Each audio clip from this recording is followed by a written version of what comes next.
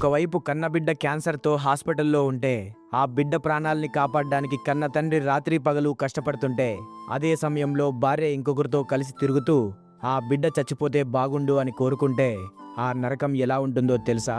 మధు ఒక మధ్యతరగతి తండ్రి. తన 6 ఏళ్ల కొడుక్కి బ్లడ్ క్యాన్సర్. బిడ్డ ప్రాణం కాపాడాలంటే లక్షల్లో ఖర్చవుతుందని మధు పగలు ఒక కంపెనీలో చిన్న ఉద్యోగం చేస్తూ రాత్రిపూట క్యాబ్ డ్రైవర్గా మారి తెల్లవార్లు కారు నడిపేవాడు. తన కడుపు మార్చుకొని నిద్రలేక కళ్ళు కాయలు కాస్తున్నా తన బిడ్డను ఎలాగైనా బతికించుకోవాలని కష్టపడేవాడు.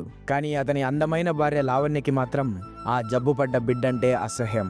ఆ బిడ్డ వల్ల తన విలాసాలకు అడ్డు వస్తుందని ఆమె ఫీలింగ్. ఒకరోజు అర్ధరాత్రి 2 గంటల సమయం మధుకి ఒక పబ్ దగ్గర నుండి రైడ్ వచ్చింది. మధు అక్కడికి వెళ్ళాడు. కారు వెనుక సీట్లో ఒక యువకుడు ఒక అమ్మాయి ఎక్కారు. అయితే కారు ఎక్కిన అమ్మాయి మరెవరో కాదు, మధు భార్య లావణ్య. ఆమె పక్కనున్న వ్యక్తితో ఇలా అంటోంది, మా ఇంట్లో ఆ పీడ ఎప్పుడు విరగడవుతుందో ఏమో. వాడు ఆ క్యాన్సర్తో చచ్చిపోతే నా మొగుడు సంపాదించే డబ్బులన్నీ మనం ఇలాగే ఎంజాయ్ చేయొచ్చు. మావాడు రోజు డ్రైవర్లా కష్టపడి నాకు డబ్బులు పంపిస్తాడు. వాడికి అసలు లోకమే తెలియదని తన బిడ్డ చావాలని కోరుకుంటూ భర్తను హేళన చేస్తూ మాట్లాడుతుంది. ఒక్కసారిగా లావణ్య గొంతు విన్న మధుకి కాసేపు ఊపిరాడలేదు. అయితే అక్కడ ఒక్క మాట కూడా మాట్లాడలేదు. కాసేపటికి ఆ అబ్బాయి మధ్యలో దిగి లావణ్యని వాళ్ళ ఇంటి దగ్గర దింపు అని చెప్పి వాడు వాళ్ళ ఇంటికి వెళ్ళిపోయాడు. ఇల్లు రాకముందే మధు కారుని ఒక నిర్మానుషమైన రోడ్డు మీద ఆపాడు. లావణ్యకు కోపం వచ్చి, ఏయ్ ఇక్కడెందుకు ఆపావు, అడ్రస్ ఇంకా రాలేదు అని అరిచింది. మధు మెల్లగా వెనక్కి తిరిగాడు. అతని కళ్ళల్లో నుంచి నీళ్లు కారుతున్నాయి. తన భర్తను చూడగానే లావణ్యకి ఒక్కసారిగా ప్రాణం పోయినంత పనైంది.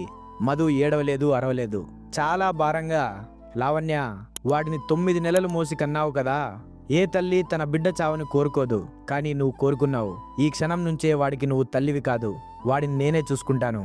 నేనే వాడికి అమ్మా నాన్న అన్నీ అవుతాను అన్నాడు. లావణ్య ఏదో చెప్పబోతుంటే మధు చెయ్యి ఊపి ఆపాడు.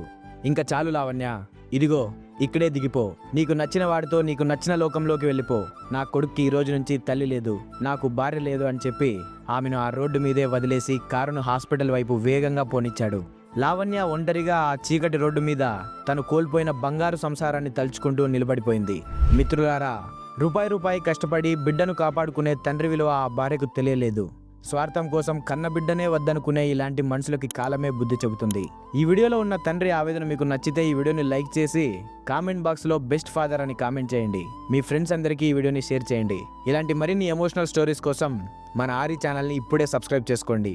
నేను మీ సాయినాథ్, సైనింగ్ ఆఫ్, టీమ్ ఆరి.